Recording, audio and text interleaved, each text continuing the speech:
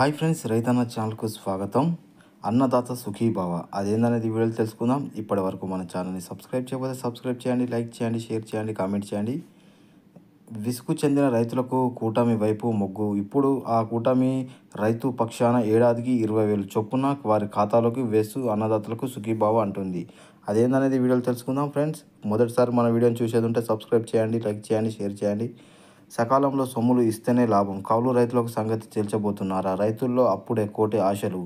పేరుకు పథకం, ఎప్పుడు ఖాతాలో సొమ్ము పడుతుందో తెలియదు. ఏ తేదీన వేస్తారో వేయరో కూడా సొమ్ము పడేంత వరకు అనుమానమే. పేరుకు మాత్రమే రైతు ప్రభుత్వం, పైకి మాత్రమే రైతన్నలు అంటే నాకెంతో ఇష్టం. ఈ 5 ఏళ్లలో కృత్రిమంగా గడిచాయి. రైతు భరోసా పేరిట రైతులకు సకాలంలో చెల్లాల్సిన సొమ్మును అందకుండా చేశారు. ఆఖరి ఎన్నికల ముందు కొందరు రైతులకు ఏదో ముట్ట చెప్పారు, మరికొందరికి మొండి చేయి చూపారు. విసుగు చెందిన రైతుల కూటమి వైపు మొగ్గు. ఇప్పుడు ఆ కూటమి ప్రతిపక్షంగా ఏడాదికి 20,000 చొప్పున వారి ఖాతాలోకి అన్నదాత సుఖీభవ జమ చేయడం జరుగుతుంది.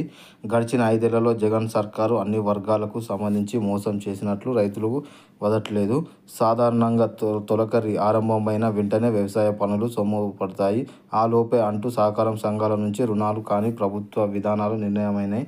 ప్రత్యేక పథకం ద్వారా కానీ రైతులకు సొమ్ము చేర్చే పడాలి. కానీ జగన్ సర్కార్ పట్టించుకోలేదు. వ్యవసాయ అధికారంలో జిల్లా అయిన ఉమ్మడి పశ్చిమలో సాగు చేసే రైతులకు సంఖ్య మిగతా జిల్లాల కంటే అత్యధికమే. గడిచిన ప్రభుత్వంలో రైతులకు అందుకు రైతు భరోసా ప్రకటించారు. ఏటా 13,000 రాష్ట్ర ప్రభుత్వం, కేంద్రం ఇచ్చే మరో 6,000 మొత్తం వీరికి 19,000 రైతులకు అందిస్తామంటూ అదరగొట్టారు. రైతు ఖాతాలను తెరిచారు. వ్యవసాయ సీజన్ ఆరంభం కాక ముందే మే, జూన్ నెలల్లో గతంలో కేంద్రం ఇచ్చిన మొత్తాన్ని 6,000 మూడింటిగా విభజించి సీజనల్ వారీగా 2,000 చొప్పున రైతు ఖాతాల్లో పడుతుంది. రాష్ట్ర ప్రభుత్వం తన వాటాగా 13,000 ప్రకటించగా దీనికి 2 విభజించి ఒకేసారి 5,500 రెండో దఫాకు 2,000 రైతు ఖాతాలకు జమ చేయాల్సి ఉంది. కానీ చాలా వాళ్ళు ఖరీఫ్ ఆరంభానికి ముందే బటన్ నొక్కి సొమ్ము రైతు ఖాతాలో జమ చేయలేదు. ఇదిగో ఇస్తాం, అదిగో ఇస్తామంటూ నాంచి వేసేవారు. పైకి మాత్రం అదే ఖాతాలోకి సొమ్ము జమ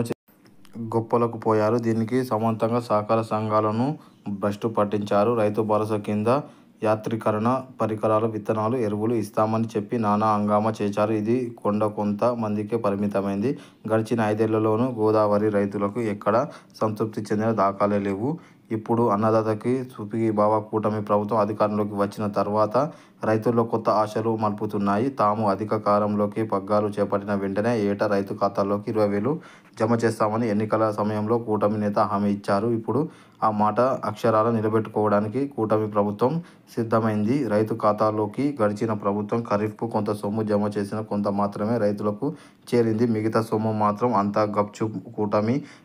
కూటమి ప్రభుత్వం తాను ఎన్నికల్లో ఇచ్చిన హామీ మేరకు అన్నదాతలకు సుఖీభవ కింద రైతులకు ఏటా 20,000 చెల్లించాలని.